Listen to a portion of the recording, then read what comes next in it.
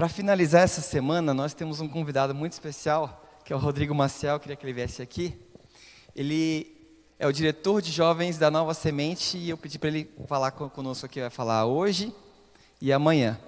E para a gente ter uma coisa mais informal, a gente quer pedir para que todos vocês que estão aí, sentem nessas cadeiras aqui em volta para a gente poder ficar mais pertinho uns dos outros, tá bom?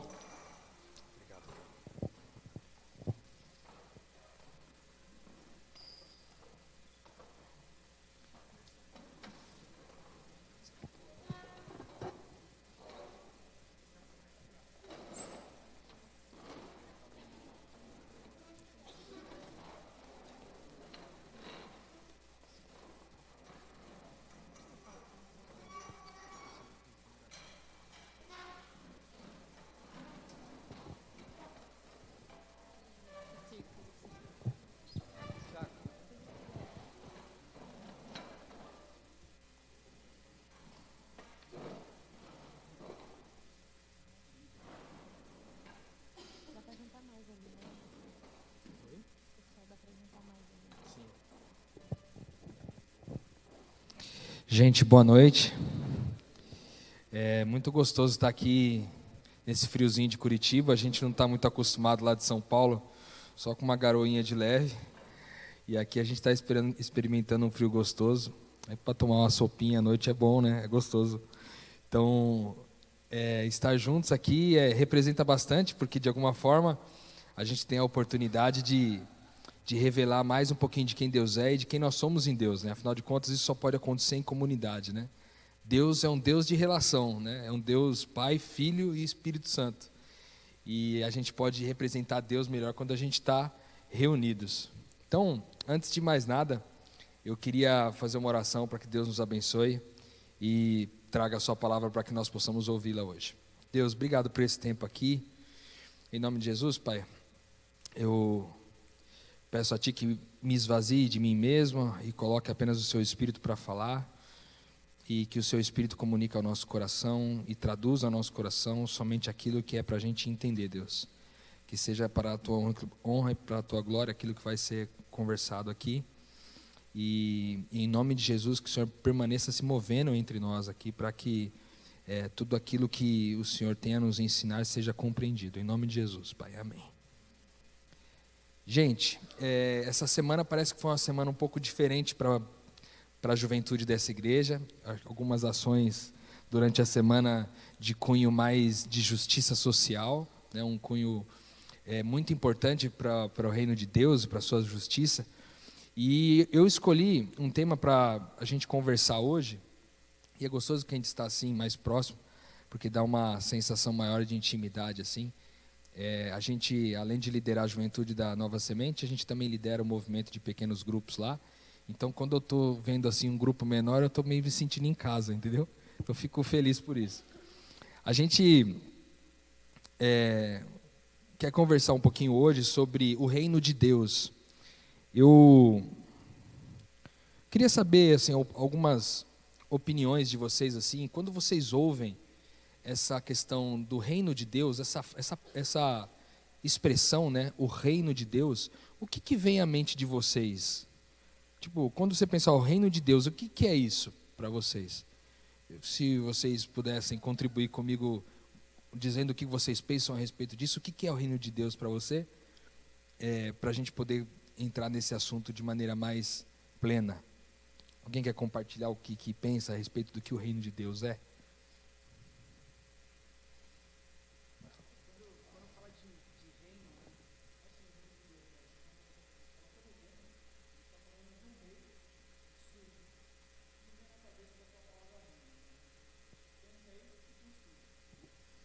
Legal. Alguém tem um pensamento diferente a isso?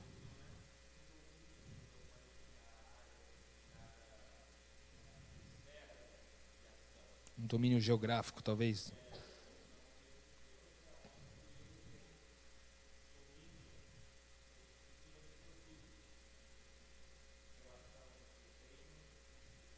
Perfeito. Alguém mais? Pois não, irmão.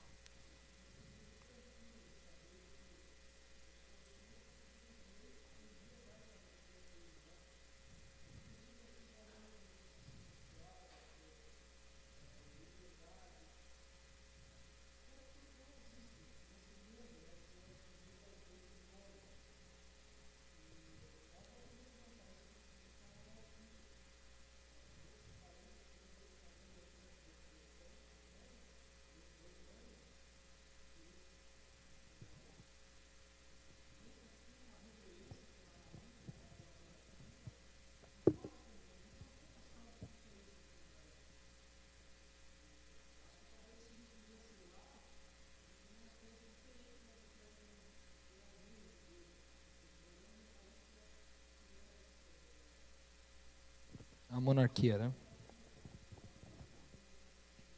Bem lembrado. Alguém mais? Pois não, irmão.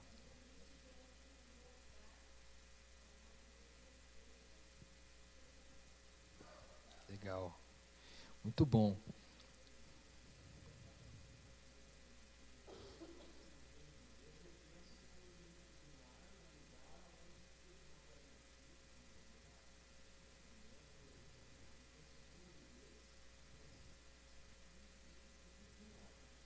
Legal. Muito bom. A gente vai abrir a palavra de Deus aqui. Eu vou usar ela de maneira eletrônica para compartilhar com vocês, mas se você tiver com a sua Bíblia, você pode acompanhar com a gente. Mas antes da gente abrir o primeiro texto, eu queria pedir para você refletir a respeito de uma coisa, né? Quando a gente abre a palavra de Deus, e a gente tem que abrir a palavra de Deus com fé de que ela pode mudar a vida da gente, né? A palavra de Deus pode mudar de verdade a nossa vida. Ela é a lâmpada para os meus pés e a luz para os meus caminhos. Ela pode definitivamente mudar a minha vida. Então, que em nome de Jesus, esses textos que nós vamos falar agora possam comunicar ao nosso coração a respeito do que é o reino de Deus. Tem um texto em Lucas, no capítulo 18, de 15 a 17, alguns de vocês conhecem bem, muito provavelmente, é um texto bem conhecido.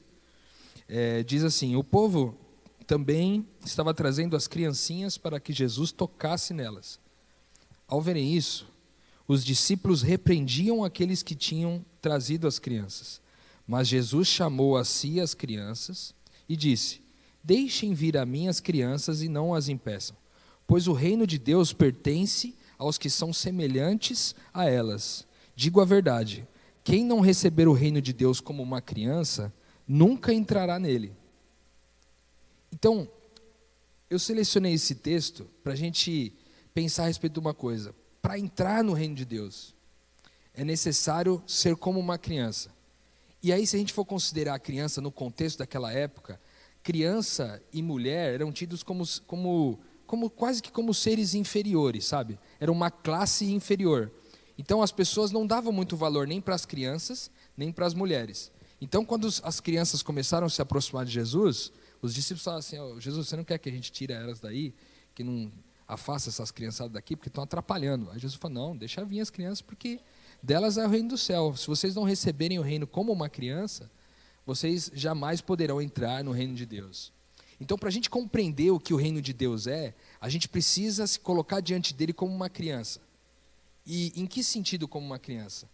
A criança, uma das principais características é a ingenuidade, é o desconhecimento, é ainda o processo de crescimento do entendimento, né? Ela ainda está aprendendo as coisas. Então ela está disposta a aprender tudo. Uma criança aprende as coisas de maneira muito mais rápida. Dizem que uma criança, por exemplo, de até 10 anos de idade, pode aprender um idioma até 4 vezes mais rápido do que uma pessoa de 25 anos. Então as crianças têm maior facilidade para aprender, porque elas têm menos questionamentos para fazer em relação àqueles aprendizados. Essa é a primeira coisa a respeito das crianças. A segunda é que as crianças, naquela ocasião, eram tratadas como seres incapazes, entendeu? Elas tinham esse senso de incapacidade. Elas tinham a noção de que não eram capazes de fazer nada por sua própria conta. Então, esse senso de dizer assim: nossa, eu não consigo compreender, então eu sento no colo de Jesus e apenas aproveito aquilo que Ele quer me ensinar, é uma das características para a gente entender o que o reino de Deus é. A gente tem que entrar nesse processo com ingenuidade, sem dogmas, sem paradigmas, sabe? Para a gente aprender de fato o que o reino de Deus é, porque ele não é algo não é algo simples de se compreender, embora seja algo extremamente poderoso. E aí eu vou colocar alguns textos que vão trazer algumas características desse reino primeiro, antes da gente fechar o que o reino de Deus é. Por exemplo, Lucas 13:19 diz assim, ó: o reino de Deus é como um grão de mostarda que o homem semeou em sua horta. Ele cresceu e se tornou uma árvore, e as aves do céu fizeram ninhos em seus ramos. Ou seja, aqui dá o entendimento de que o reino de Deus é algo que cresce, certo? Se ele cresce, pressupõe que ele já existe, certo? Então é um lugar que é uma coisa que cresce, naturalmente como cresce uma semente de mostarda plantada na horta e que se torna uma árvore grande ao ponto dos passarinhos fazerem ninhos na sua copa. E aí nós entendemos então que uma das características desse reino é um reino que cresce. A segunda característica está em Mateus 13, de 45 a 46. Ele diz assim, o reino de Deus também é como um negociante que procura pérolas preciosas e, encontrando uma pérola de grande valor, foi e vendeu tudo o que tinha e comprou aquilo.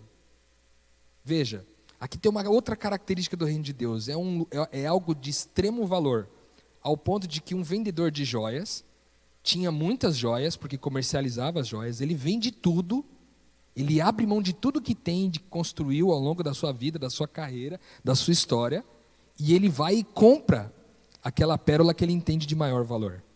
Então é algo tão valioso que leva as pessoas a, inclusive, a abrir mão de tudo aquilo que era mais importante para ela, para tomar conta desse reino, para poder possuir esse reino de alguma forma. Então, além do reino de Deus ser um reino que cresce, o reino de Deus é também algo extremamente valioso. Não somente esse texto fala do valor do reino de Deus, mas também o versículo 44, Mateus 13, 44, diz assim, o reino dos céus é como um tesouro escondido no campo.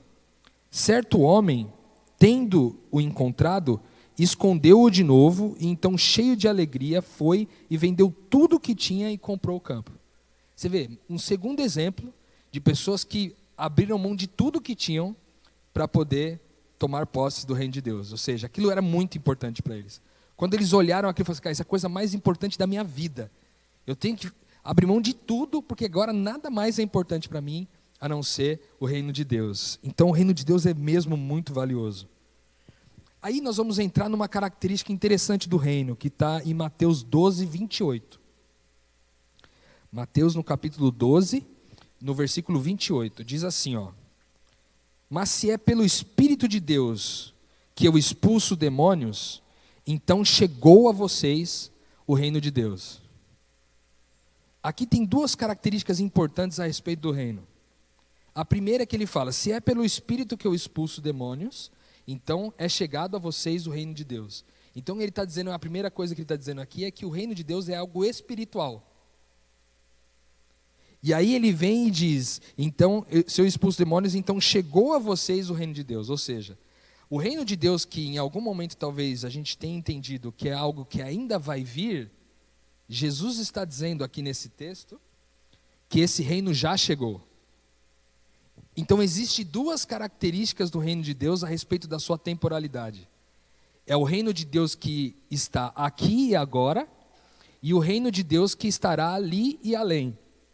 O reino de Deus aqui e agora é esse reino de Deus que é invisível, que é espiritual. E o reino que virá é o reino da glória, como alguns de vocês citaram, um novo lar, uma nova casa, uma terra reformada, reconstruída, restituída. Então, o reino de Deus tem essas duas perspectivas temporais. Ele já está acontecendo e ele ainda vai acontecer. Isso é um mistério do reino de Deus. É algo que está acontecendo agora e que vai acontecer também no futuro. Que está acontecendo agora, que pode ser sinalizado agora, mas que tomará a sua plenitude lá no final.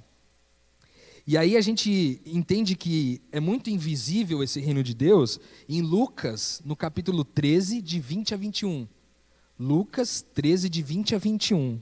Olha que texto maravilhoso. Quando a gente fala que é um reino espiritual, que é algo invisível, olha o que Jesus vai falar para os seus discípulos aqui. Mais uma vez perguntou Jesus, com que compararei o reino de Deus? É como o fermento que uma mulher misturou com uma grande quantidade de farinha e toda a massa ficou fermentada. Veja, as mulheres que cozinham com mais frequência do que os homens vão entender um pouco mais isso, eu creio. Quando você mistura o fermento na massa, o fermento, quando você pega ele na mão, ele é meio visível, mas quando você mistura ele na massa, ele está misturado, certo? Você já acaba não conseguindo ver ele mais. Só que quando você mistura ele na massa, a massa toda cresce. O fermento tem o papel de maneira invisível, fazer algo crescer. Então, mais uma vez, o texto bíblico está trazendo para nós a consciência de que esse reino Aqui e agora é um reino invisível, é um reino que age de maneira invisível. Além da característica da invisibilidade, a gente vai ver também em 1 Coríntios 4:20, que o reino de Deus não consiste em palavras, mas em poder. Ou seja, ele cresce, ele é valioso, ele é espiritual, ele é invisível e ele é poder, poder de Deus. E agora, quando a gente vai para Lucas no capítulo 10, versículo 9, ele diz: curem os doentes que ali houver e digam-lhes, o reino de Deus está próximo de vocês. Quando há cura de doenças, ali o reino de Deus se manifestou. Então, uma outra característica do reino de Deus é que é um reino terapêutico. É um reino que vem para curar as pessoas, para libertar as pessoas. Ele falou da questão de expulsar os demônios, de curar as pessoas. É isso que o reino de Deus faz. E esse reino, como a gente estudou aqui juntos, ele é um reino que está aqui agora, além do ali e além. Ele pode ser experimentado agora. E aí a gente vai conhecer um texto maravilhoso que vai falar do reino de Deus, que é o seguinte, Romanos 14:17. E aí nós vamos entrar numa outra perspectiva do que é o reino de Deus. Aqui, indo de maneira mais prática. Você viu que, de maneira alusiva, Deus, através do seu Filho Jesus, nos ensinou que ele é algo que cresce, que é algo que é valioso, que é algo espiritual, que é algo invisível, que é algo terapêutico. E agora ele vem e diz assim em Romanos 14:17. Pois o reino de Deus não é comida nem bebida, mas justiça, paz e alegria no Espírito Santo. O reino de Deus não é comida nem bebida, mas justiça, paz e alegria no Espírito Santo. Eu queria gastar um pouquinho mais de tempo com vocês nesse texto. No começo do texto ele diz, o reino de Deus não é comida nem bebida. O que ele está querendo dizer aqui? O que é comer e beber para a gente? É o que há de mais ordinário na nossa vida. Quando eu digo ordinário, não é daquele negócio do ordinário, né? Não é isso não. Ordinário assim, é aquilo que é mais comum na vida da gente. Comer e beber, certo? Todos os dias a gente tem que fazer isso, comer e beber. As coisas mais simples e comuns da vida são comer e beber. E aí ele diz, o reino de Deus não é comida e bebida, não tem a ver com as suas necessidades mais básicas. O reino de Deus é justiça, paz e alegria no Espírito. Aqui ele traz uma inversão do que é o reino de Deus, porque ele diz assim, o reino de Deus não tem a ver com o que você precisa, mas do que você pode oferecer. Justiça, paz e alegria. E aqui eu queria que a gente entendesse um pouquinho mais o que é justiça. Porque essa palavra justiça perdeu um pouco do seu significado nos últimos anos, nas últimas décadas. E tem um texto bíblico que eu acho maravilhoso, que vai trazer esse significado da justiça de Deus, o que é, que ele diz assim, o seu trono, ó Deus, está em Salmos 45:6, diz assim, o teu trono, ó Deus, subsiste para todo sempre, e o seu cetro de justiça é um cetro de equidade. Justiça para Deus é equidade. Agora, o que é equidade? Equidade é igualdade de direitos. Tem algum advogado aqui presente com a gente ou não? Alguém da área do direito? Me corrija se eu estiver errado. Equidade é algo como igualdade de direitos, certo? Aproximadamente. Quando a gente fala de equidade como sendo uma igualdade de direitos, o que seria o inverso de equidade? É a iniquidade. A iniquidade é quando os direitos não são iguais. E aqui entra um detalhe muito forte. Porque então nós vamos aprender que a justiça de Deus é quando eu tenho o direito e reparto o direito. Porque o cetro da justiça de Deus, o símbolo da justiça de Deus, é a equidade, é quando os direitos são compartilhados. A iniquidade, a palavra de Deus diz, né, que quando a gente pede perdão dos nossos pecados, Ele pode nos perdoar e nos purificar de toda a iniquidade. Que iniquidade é essa?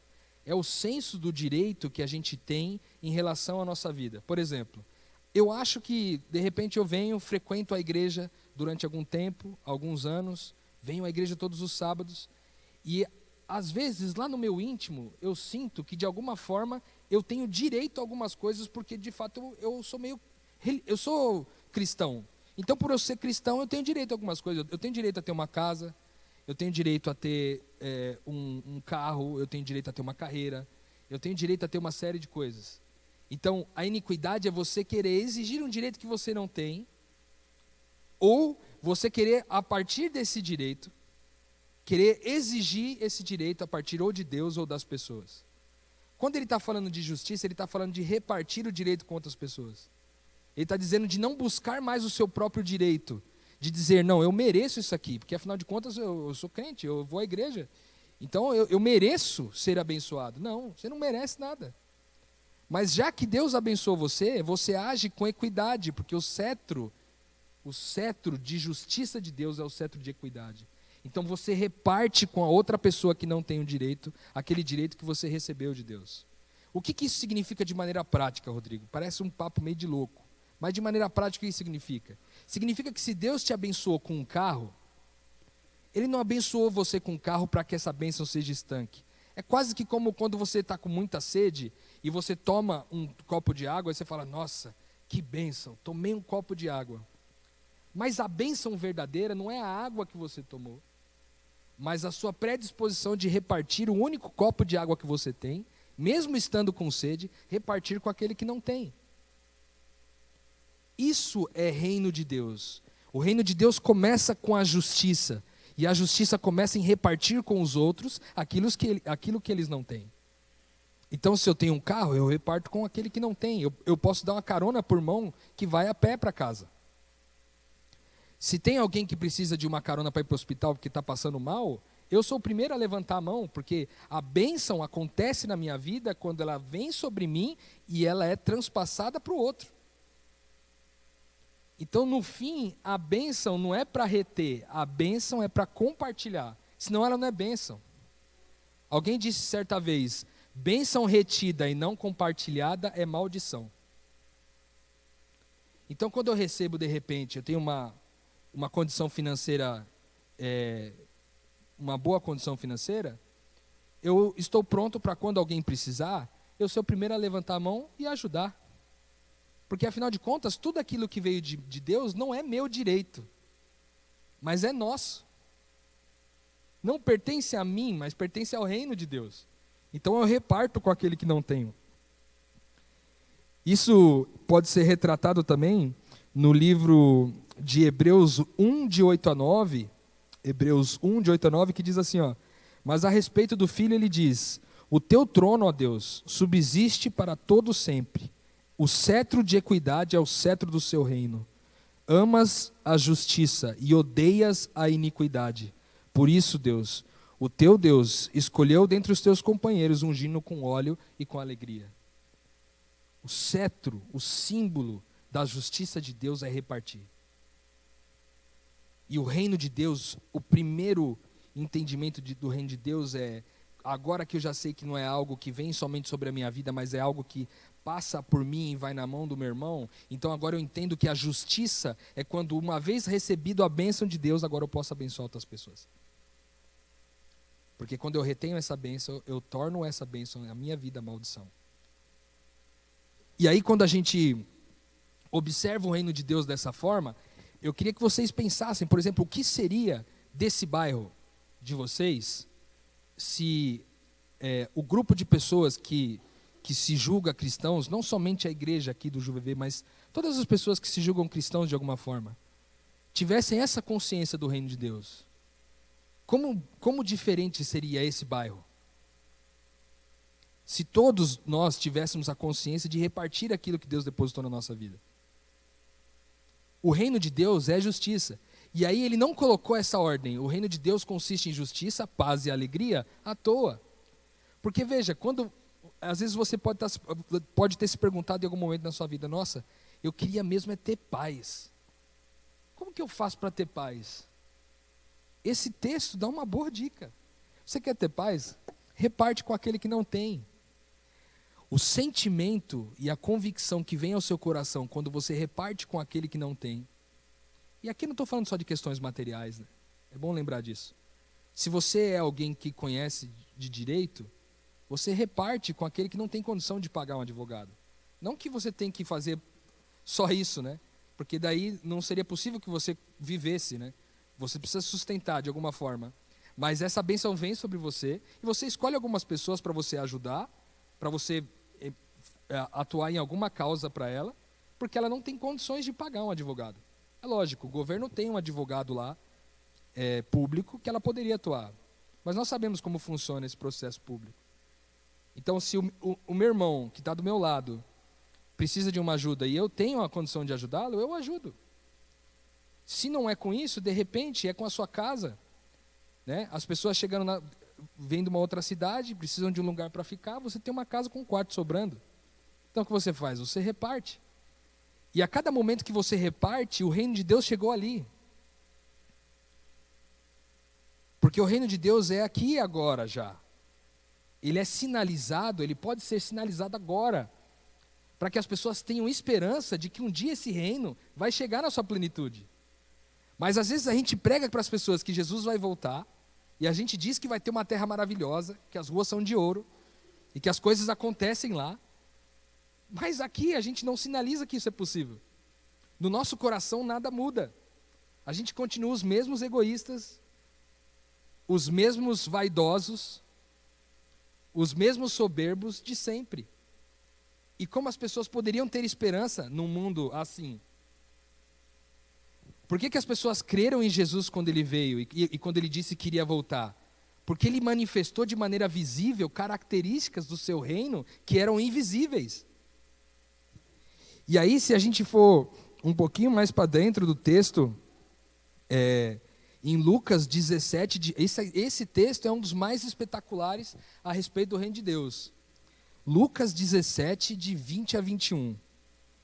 Ele vai dizer o quê? Certa vez, tenho sido interrogado pelos fariseus sobre quando viria o reino de Deus. Olha que é importante a gente lembrar a questão da temporalidade. Ele fala, eu fui questionado pelos fariseus quando viria o reino de Deus. Aí ele continua, Jesus respondeu, o reino de Deus não vem de modo visível. Nem se dirá, aqui ele está, e nem lá está o reino. Porque o reino de Deus está dentro de vocês. Uau! O reino de Deus está dentro de vocês. E por que ele está dentro de vocês? Porque o Espírito de Deus escolheu você como casa para morar. E onde o Espírito está, ali Jesus está. E aí eu quero dizer para você, o mesmo Espírito que pairou sobre as águas no começo de todas as coisas, o mesmo Espírito que ressuscitou o Cristo naquele grande dia da ressurreição, é o mesmo Espírito que vive em você hoje, amém? Então, o mesmo Espírito de Cristo, o mesmo Espírito que estava em Cristo, o mesmo poder que o tirou dos mortos, é o mesmo poder que está sobre você hoje. Para quê? Poder para repartir. Porque o maior Deus que nós temos hoje, nesse mundo, somos nós mesmos. Então, quando Deus nos salva de algumas coisas. Ele nos salva da morte eterna, Ele nos salva do medo de morrer, mas Ele também salva a gente dessa mentalidade perversa. Ele salva a gente da gente mesmo. Deus nos salva de nós mesmos. Porque toda vez que eu recebo uma bênção de Deus, eu resolvo guardar ela para mim, eu estou criando em mim maldição. E aí o texto bíblico vai mais forte em Mateus 16, 18, ele vai dizer, eu digo que você é Pedro, e sobre essa pedra edificaria a minha igreja, e as portas do inferno não prevalecerão sobre ela. Essa igreja, que é responsável por sinalizar o reino de Deus, por mostrar que há esperança, por mostrar que esse reino é possível. Nós não vamos conseguir resolver o mundo, concordo? Não tem como resolver, é muita maldade. É muita opressão sobre diversas classes, em diversos países diferentes. Nós não vamos conseguir mudar o mundo, mas a gente pode mudar o mundo de alguém. Quando a gente reparte com esse cara, a gente pode mudar o mundo de alguém. O reino de Deus consiste em repartir. O que isso significa de maneira prática? Eu gosto sempre de voltar de maneira prática. Significa que quando você entra lá na sua escola, na sua sala de aula, quando você pisa no lado de dentro da sala de aula, é como se as pessoas pudessem dizer, nossa, Jesus chegou. Será que quando você pisa no ambiente do seu trabalho, hoje, na segunda-feira, quando você entra no seu trabalho, quando você pisa lá de dentro da sala, será que as pessoas podem olhar para você e dizer, nossa, Jesus chegou? Mas nós não entendemos juntos aqui que o Espírito de Deus, o mesmo que estava em Cristo, ressuscitando Cristo naquele dia, está em você? Então, nós somos os representantes de Cristo nesse mundo, até que Ele volte. Então, o nosso papel, veja, a palavra cristão, você sabe o que significa a palavra cristão? A palavra cristão, na sua raiz, significa um pequeno Cristo. Nós somos cópias menores de Cristo espalhadas por aí. Então, quando você volta para sua casa hoje e você pisa dentro do seu lar, a sua família deveria olhar para você e dizer, nossa, Jesus chegou. Porque essa consciência do reino de Deus, essa consciência de quem reparte não somente coisas materiais, mas reparte também as coisas espirituais, como por exemplo a capacidade de perdoar, a capacidade de amar. Eu não guardo esse amor só para mim, eu quero que esse amor seja compartilhado com o maior número de pessoas, porque a essência do evangelho é repartir. Todas as coisas que Deus fez, Ele reparte para multiplicar. E Ele multiplica para atender a sua família na terra. Então, o que é o reino de Deus? O reino de Deus é uma consciência profunda, que só pode ser despertada pelo Espírito Santo de Deus, que, como eu disse, vive em você. Ele é o mesmo Espírito, que tem o mesmo poder de ressuscitar o morto. Ele tem poder de ressuscitar você que está morto espiritualmente, quando prefere os seus próprios, quando você elege a sua nova trindade, que é meus santos desejos, minhas santas vontades e minhas santas necessidades. Quando a gente elege essa trindade na nossa vida, quando essas coisas, que a Bíblia chama de pão e água, né, aquilo que é ordinário na nossa vida, aquilo que é extremamente necessário do dia a dia, quando a gente coloca as nossas necessidades, as nossas vontades e os nossos desejos como a nossa trindade, nós estamos mortos espiritualmente. E como o texto diz, essa paz que vem depois da justiça só pode vir depois da justiça. Não há como vivermos em paz nesse mundo se não temos a consciência diária de repartir com aqueles que não têm. Repartir todas as coisas. Então, o que a Bíblia está dizendo para a gente é o seguinte: eu criei você agora, você é nascido de uma nova natureza. A palavra de Deus diz que nós somos nascidos de uma semente incorruptível. Uma semente que não se corrompe. É um novo nascimento, é um novo entendimento, é uma nova forma de ver a vida e ver o mundo. Como diz os estudiosos aí da teologia, é uma nova cosmovisão. É a forma como a gente vê o mundo. Então, olha que coisa bela isso. No reino de Deus, Cristo deixa de ser a minha expectativa para ser a minha perspectiva. Cristo deixa de ser aonde eu quero chegar para ser de onde eu vejo, de onde eu olho. Porque agora eu posso olhar com os olhos de Cristo para aquele que precisa de mim. Agora eu posso olhar para aquele que realmente estendeu a mão e precisa de ajuda.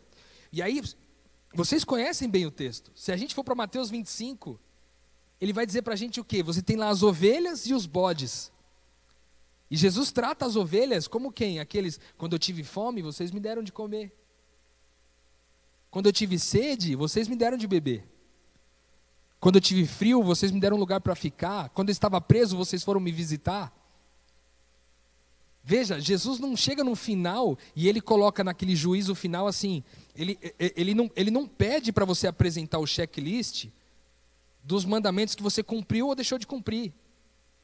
Porque não sei vocês, mas eu durante muito tempo tive uma sensação de que quando eu chegasse diante de Deus lá no final, eu tinha que apresentar um checklist para Ele e pedir misericórdia das coisas que eu não dei conta de fazer.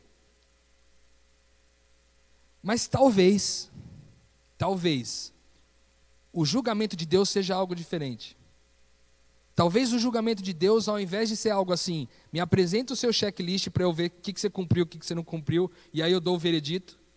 Ao invés de ser isso, talvez o reino de Deus, nesse final, esse julgamento seja o seguinte: Deus chega para você Deus chega para o Japa, que a esposa dele chama Flávia, e diz assim: Japa, eu tinha uma bênção para dar na vida da Flávia, sua esposa, mas eu depositei na sua conta, você entregou? Eu tinha uma bênção para depositar na vida do seu marido, mas eu depositei na sua conta, esposa, você entregou? Porque quando Jesus está falando nesse final, ele não trata de coisas que você fez ou deixou de fazer do ponto de vista legal, mas ele trata do ponto de vista do amor, da sua capacidade de repartir. Em todos aqueles casos estão descritos de repartir. Repartir a comida, repartir a bebida, repartir a roupa, repartir a casa, repartir o seu tempo para ir numa prisão visitar as pessoas. Percebe como a avaliação que Deus faz sobre nós tem a ver com quanto a gente reparte e não com quanto a gente faz de coisas certas ou erradas, percebe? Por quê? Porque Ele nos conhece, Ele fala assim: vem vocês, queridos de meu Pai, porque eu escolhi vocês. E Ele não está dizendo assim, você tem que fazer essas coisas para eu te aceitar no final. Não, Ele diz, porque eu te aceitei lá no começo, você fez essas coisas. Então eu não preciso mais fazer coisas para alcançar o Cristo, porque Cristo já me alcançou.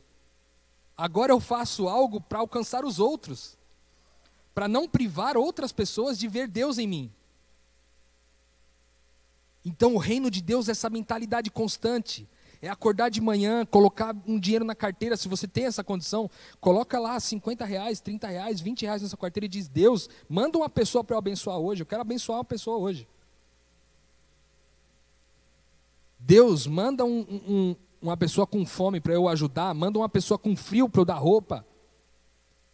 Mas as nossas orações têm sido sempre diante da nossa nova trindade. As nossas orações sempre têm a ver com o que eu preciso, com o que eu desejo e com o que eu quero. E nunca tem a ver com o quanto Deus pode agir através de mim para que outras pessoas sejam abençoadas. Possam comer, possam beber, possam se vestir, possam ter paz na prisão.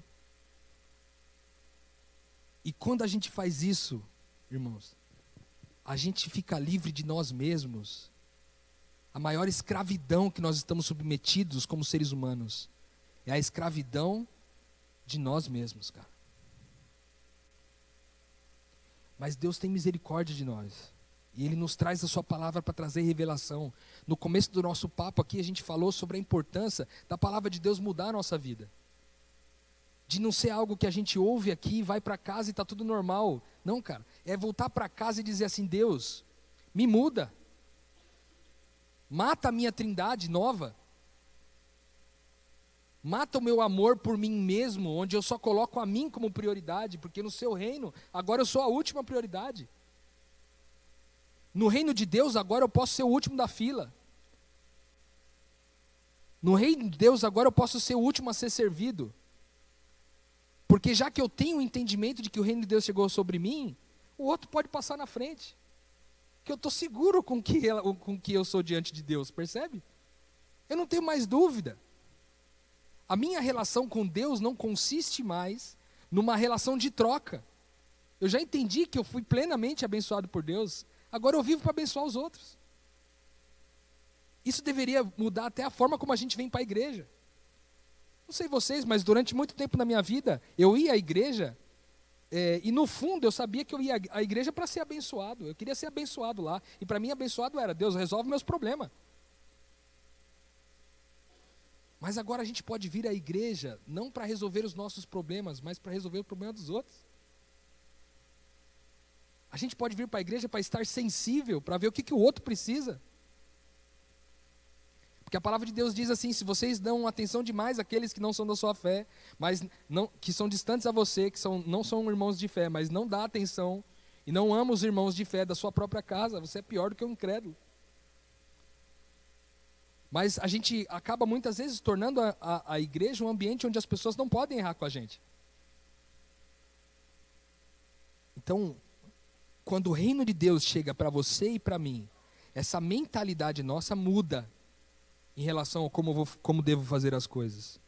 Cristo agora é de onde eu vejo, não mais onde eu quero chegar. Eu vejo de Cristo. Então, em nome de Jesus, queridos, em nome de Jesus, que ao chegar na sua casa hoje, que ao chegar no culto amanhã, que ao chegar no trabalho segunda-feira, as pessoas possam ver Jesus em você. Porque é só vendo, o mundo está cansado do nosso discurso chato de crente, cara. Nós temos um discurso chato, sabe por quê? Porque a gente fala de um Deus que é amor, de um Cristo que ama e serve, mas a gente não está disposto a mais servir ninguém, essa é a verdade. A gente faz alguma coisa ali ou aqui para poder dar um alívio de consciência. Mas no fundo a gente está interessado com a gente mesmo. E o mundo já entendeu isso. Por isso que a gente vai pregar para as pessoas e as pessoas não querem ouvir, aí você fala assim, mas ninguém quer ouvir de Deus mais. Lógico que não quer, a gente é hipócrita. A gente prega uma coisa que não vive. Agora as pessoas poderão ter esperança quando você perdoa aquilo que é imperdoável, porque você repartiu o seu perdão. O perdão que você recebeu de Deus, você repartiu com aquele que não tinha. As pessoas podem ter esperança quando vê você repartindo do seu dinheiro que você guardou com tanto amor e carinho a vida inteira na sua poupança para ajudar uma pessoa que teve o carro batido e que quebrou. Mas não tem dinheiro para consertar. E aí isso vai gerar em nós uma vida intrigante. As pessoas vão perguntar, mas por que você fez isso? A sua resposta é simples, porque Deus é bom. Eu não tenho nada de bom em mim, mas Deus é bom. Só que Ele escolheu a mim como casa para morar. E se Ele escolheu a mim como casa para morar, agora o que eu posso fazer de melhor é revelar quem Ele é. O reino de Deus chegou, queridos. E a gente pode dar sinais de que esse reino está mais próximo do que nunca. E as pessoas vão crer que Jesus pode voltar. As pessoas vão crer que Jesus está voltando quando elas verem que pequenos cristos, pequenas cópias desse Cristo, já estão espalhadas por aí, fazendo aquilo que Cristo fazia, amando e servindo as pessoas. O reino de Deus chegou para nós. Tem muita coisa que a gente não vai conseguir resolver na vida. Nós não vamos conseguir resolver o mundo, mas nós podemos resolver o mundo de alguém. Nós podemos ajudar uma pessoa.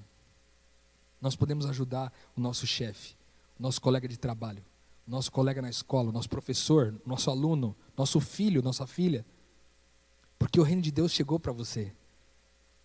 E toda essa bondade de Deus, toda essa riqueza que vem de Deus, não somente espiritual, mas tudo aquilo que pertence a Deus, que agora pertence a você nesse reino, pode ser compartilhado e as pessoas podem ter esperança. A gente vive para que as pessoas tenham esperança. Mas se o nosso discurso for um discurso vazio, se tudo no que a gente pensa, o nosso discurso é bom, mas tudo que a gente faz é só pensando na gente mesmo, Jesus não será visto. E eu vou dizer para você que Jesus vai fazer o reino dele chegar no ali e além, mesmo que você não queira, mesmo que você não faça seu papel. Só que é bem provável que você vai ter perdido o privilégio de representar Cristo nesse mundo, por ter deixado de viver o reino de Deus aqui. Essa semana vocês fizeram ações de justiça. Isso é muito bom. Se reunir como comunidade e servir a comunidade. É maravilhoso. Os discípulos faziam isso. Os filhos de Deus ao longo da história faziam isso. Mas é mais do que isso. Não é só servir as pessoas quando estamos em comunidade. Mas é servir as pessoas quando a gente está sozinho lá no nosso calado. Lá no nosso quarto. Lá na nossa casa. Lá no nosso emprego onde ninguém vê a gente. Deus espera que você o represente no mundo. Ele te escolheu como um representante do reino dele. A palavra de Deus chama isso de embaixador do reino de Deus. Nós somos embaixadores desse reino, representantes dele. Então, onde você pisa, ali tem cura. Onde você pisa, tem libertação. Onde você pisa, não há pobreza. Onde você pisa, não há insegurança, não há incerteza, não há falta de esperança, porque um filho de Deus pisou ali, logo Jesus chegou ali. Nós somos a igreja de Cristo, nós somos o corpo de Cristo. Cristo é visto no mundo hoje através de nós, a sua igreja. Mas nós precisamos morrer para nós mesmos. Morrer para nós mesmos. Nós precisamos deixar de ser a nossa prioridade. E só assim as pessoas terão esperança. Que em nome de Jesus hoje, em nome de Jesus, que esse eu que prevalece dentro de nós, de você e de mim, que ele seja cada vez minimizado. que você escolha cada dia, ao acordar, você faça uma oração dizendo: Deus, hoje eu não quero viver mais a minha vida. Eu quero viver a vida de Cristo. Eu quero viver a sua agenda, Deus. Eu quero que as suas prioridades sejam as minhas prioridades. Porque eu quero mostrar para o mundo que o seu reino chegou. Para que as pessoas tenham esperança que um dia ele vai chegar de vez. E quando chegar de vez, as pessoas vão lembrar: um dia eu encontrei um pequeno Cristo. E por causa dele, eu estou aqui. O nosso maior galardão não é uma casa de ouro, numa rua de ouro. O nosso maior galardão vai ser chegar naquele grande dia e dizer para Deus: Deus, aqui estão as pessoas que o Senhor me deu para amar. E eu fui até o fim. Esse vai ser o nosso galardão. Quando a gente vê que mais pessoas tiveram acesso ao reino de Deus, mais pessoas tiveram acesso à vida eterna, porque eu decidi morrer para as minhas vontades, minhas necessidades e meus desejos. Deus é bom. Deus é bom com você. Deus te deu saúde, Deus te deu tempo, Deus te deu inteligência, Deus te deu bens materiais, Deus te deu uma casa, Deus te deu um lugar para você ficar. Não guarda isso para você, querido, não retenha isso. Não retenha isso. Em nome de Jesus, reparte aquilo que você tem, para que Deus possa ser visto através de você. Essa é a palavra que Deus colocou no meu coração para repartir com vocês hoje. E eu reparto na certeza de que a palavra de Deus tem poder para transformar a gente. E eu oro para que Deus transforme a minha vida também. Para que me faça menos egoísta, me faça menos desejoso das coisas pessoais. Que eu possa olhar mais para o outro. Eu gostaria de encerrar esse papo contando para vocês uma experiência que eu tive recentemente. Eu estava vindo aqui para Curitiba e ali na cidade de Joinville, eu desci de avião na cidade de Joinville, da última vez que estive aqui, há uns 4 meses atrás. E eu não sou muito acostumado a viajar para fora do meu estado de avião. Normalmente eu vou de carro.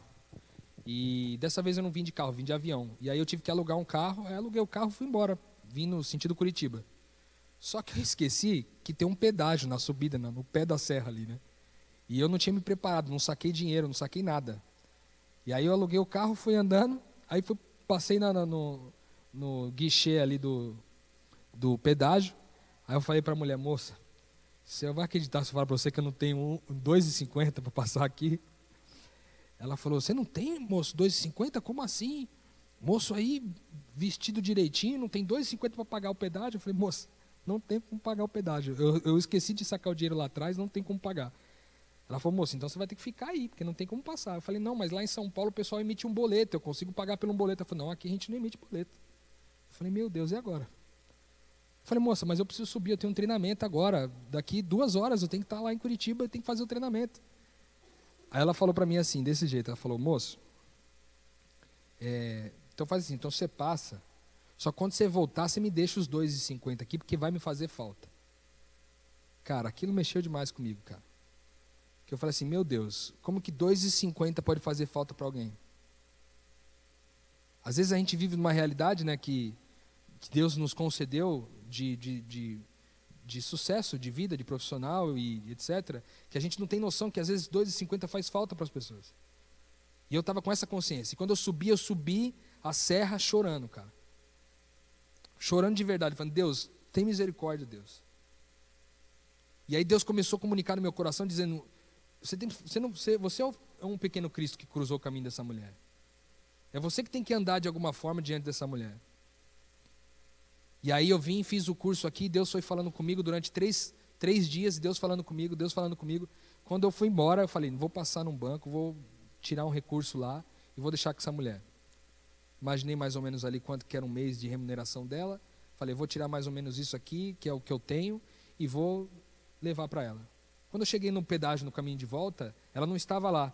Aí encontrei um outro rapaz, ele disse: olha, moço, o que eu posso fazer é pegar o envelope com você e te deixar o telefone dela para você confirmar depois se ela recebeu ou não. Aí eu falei: tá bom, é o que resta, né? Eu tenho que pegar o avião de volta, não tem outra alternativa. Aí deixei o envelope com o dinheiro lá e peguei o telefone da moça. Quando cheguei no aeroporto, peguei o telefone, mandei uma mensagem para ela e disse: amor, só para te avisar que eu devolvi o seu dinheiro aí, queria saber se você realmente recebeu, porque eu deixei com seus amigos do trabalho. E aí deu uns 15 minutos, ela me respondeu. E aí ela me respondeu com um áudio assim no WhatsApp, dizendo para mim o seguinte, falando: Rodrigo, você não vai acreditar, hoje eu fui na venda e comprei fiado, porque eu não tinha dinheiro para comprar coisas para comer. E meu filho e minha mãe moram em Curitiba. E eu não ia ter condição de ver o meu filho, era aniversário dele. Eu não teria condições de ver meu filho em Curitiba. E agora, por causa dessa bênção, eu vou conseguir visitar meu filho e visitar minha mãe. E eu quero dizer para você uma coisa. Eu estava desanimado. Mas hoje eu sei que Deus existe. E agora, segunda-feira, eu vou voltar para a minha rotina. No final de semana que vem, eu vou para a igreja. Não é bondade minha, queridos. É bondade do Cristo que vive em mim. Quando a gente escolhe repartir, a gente gera vida na vida de outras pessoas. E o resultado final da frase que ela disse é o que significa tudo isso. Agora, por causa disso, eu sei que Deus existe. Toda essa questão não era o dinheiro mais importante. Ela não precisava, o que ela precisava mais não era do dinheiro. Ela precisava de esperança. E é isso que nós, como filhos de Deus, temos que levar às pessoas. Esperança. Deus tem misericórdia da gente. Deus nos perdoou das nossas falhas. Deus nos deu as suas bênçãos. Resta a nós agora repartir aquilo que recebemos de Deus, em nome de Jesus. Amém? Vamos fazer uma oração então, para encerrar esse momento. Eu queria que, de verdade, queridos, se você sentiu que de alguma forma Deus falou com você agora, ao fechar os seus olhos aí, conversa com Deus de verdade. Fala: Deus, me livra de mim mesmo. Me livra do meu estilo de vida egoísta, de só pensar em mim mesmo, de eleger uma nova trindade todos os dias. Me livra de mim mesmo, me cura de mim mesmo. Me faz um novo homem. Eu quero ser mais semelhante ao seu Filho Jesus. Faz essa oração comigo em nome de Jesus. Pai, muito obrigado por esse tempo aqui, Deus. Muito obrigado porque o Senhor une a sua família, Deus. Nós somos a sua família, nós somos seus filhos, Pai. O Senhor é nosso Pai. O Senhor é um Deus que abençoa a gente todos os dias. A gente tem saúde, a gente tem casa, a gente tem um lugar para ficar, a gente tem coberta, a gente tem uma cama quentinha. Ó Deus, nos ajuda a lembrar que tem outras pessoas que precisam, Pai, disso. E que, podendo a gente ajudar, Pai, nos ajuda, Pai, a com o Espírito do Seu Filho Jesus, não por nossos próprios esforços, porque somos lixo, Deus. Somos trapos de imundícia. Mas não por nossos esforços, mas pelo esforço único do Seu Filho Jesus, nos ajuda, Pai, a ser salvos de nós mesmos e nos curar desse mal terrível que é o nosso egoísmo, Pai. Em nome de Jesus, Pai, nós estamos certos, Pai, a gente não está se dirigindo a Ti como quem duvida que o Senhor ouve a gente. A gente está se dirigindo a Ti como quem tem convicção de que o Senhor ouve a gente e que é abençoador sempre daqueles que Te buscam, Deus. Em nome de Jesus, Pai, certos da transformação que o Senhor está começando no nosso coração, nós encerramos essa conversa em nome de Jesus, Pai. Amém, Jesus. Amém, Jesus.